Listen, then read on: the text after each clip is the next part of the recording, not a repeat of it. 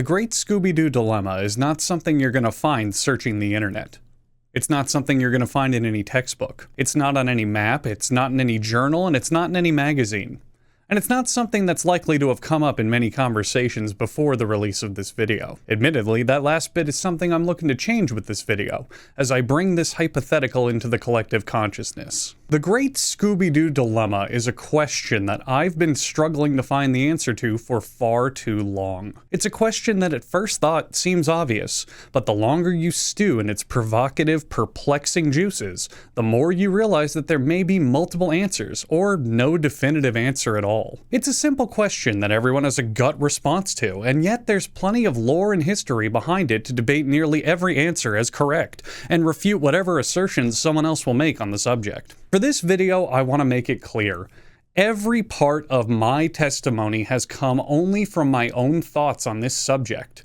I've done absolutely no research onto this, and because I believe the grand majority of people you would ask this question would also compile their answer based purely on intuition, I'm not looking any further than what I already know. My hypothesis, conclusions, and arguments from this video could probably very easily be debated and debunked by the thousands of Scooby-Doo historians and experts in the world, but that's why I'm opening this forum up to you, the viewers.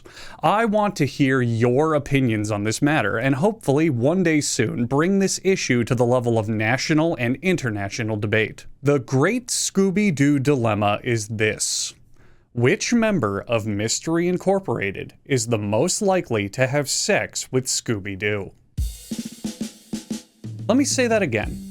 Which member of Mystery Inc., be it Fred Jones, Daphne Blake, Velma Dinkley, or Shaggy Rogers, is the most likely to have consensual sex with the company mascot, Scooby-Doo? I'll bet 90% of you already have an answer. And isn't it interesting that for a question that the majority of you have probably never thought of before, it's something that you immediately have an opinion on without any forethought whatsoever? If you haven't chose someone yet, go ahead with your first instinct, because I'm going to need everyone watching this to have a choice in mind for the rest of this video to have its intended impact. You have your answer now? Good. If you're gonna leave a comment with your answer, please make sure to comment on what was your first choice. This debate only works if we get a measure of who everyone's first choice is. Now here's the interesting phenomenon. I'd be willing to wager that of the 4 candidates, the one with the lowest votes by a considerable margin is Fred. And I'd be willing to bet that most people who voted for Fred only did so to choose the least likely answer, and because their logic involves some pathway of picking the one you'd least expect. Perhaps they want to believe that Fred hides a dark secret, or that the others are too obvious, so it has to be Fred. But why is that? Is it because Fred portrays an aura of a stereotypical clean-cut man? In many iterations of Scooby-Doo, it's either implied or explicitly expressed that Fred is purveying a business on the side of poltergeist pursuits, and that's pounding Daphne's pussy.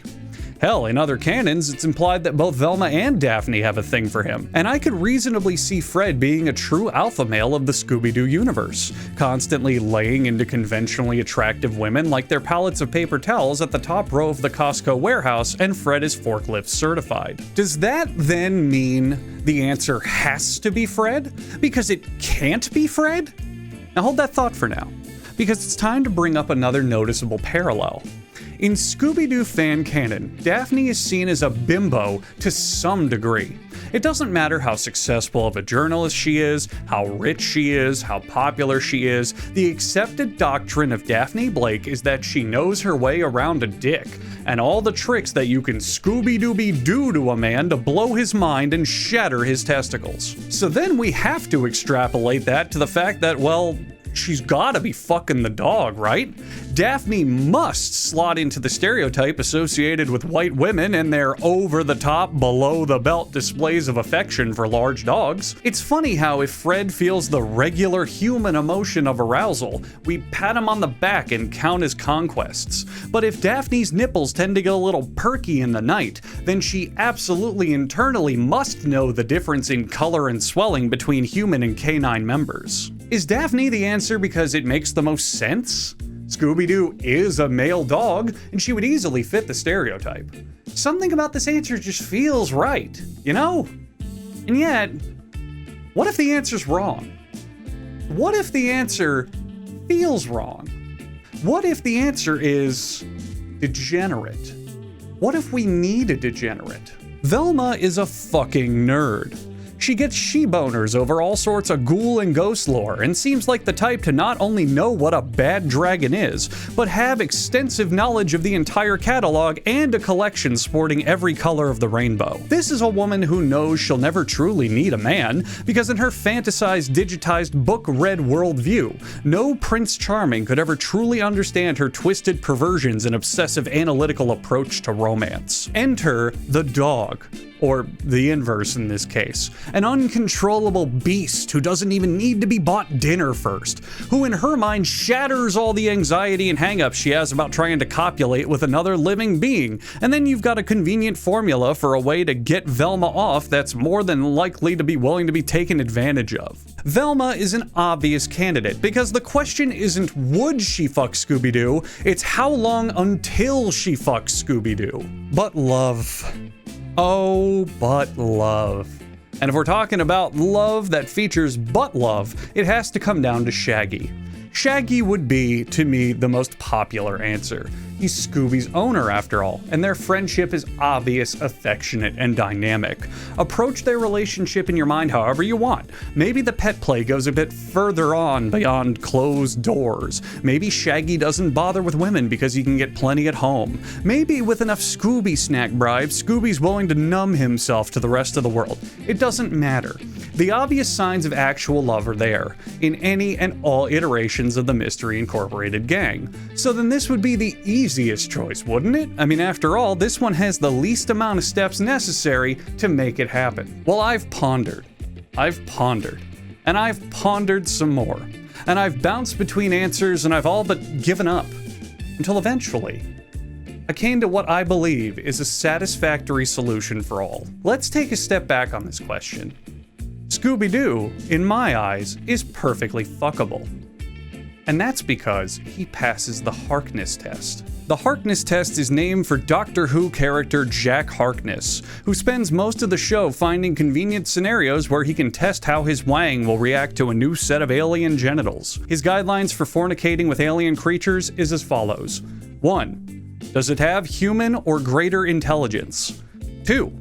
Can it talk or otherwise communicate with language? And 3, is it of sexual maturity for its species? Scooby-Doo easily passes all 3 of these qualifications, having shown himself to implement many actions requiring human intelligence, speaking to Shaggy in full-on conversations, and being 7 years old, which is well into sexual maturity for dogs. Okay, I'm gonna admit I had to look that last one up just to make sure I wasn't being totally creepy, but Scooby is officially 7 years old in pretty much every iteration except a pup named Scooby-Doo, but that's literally called a pup named Scooby-Doo, and we're not talking about that timeline now, are we? Because Scooby-Doo passes the Harkness test, we can now reasonably assume that Scooby-Doo can not only provide consent for sexual intercourse, but he can be selective in his partner for sexual intercourse. And boom, we have our answer.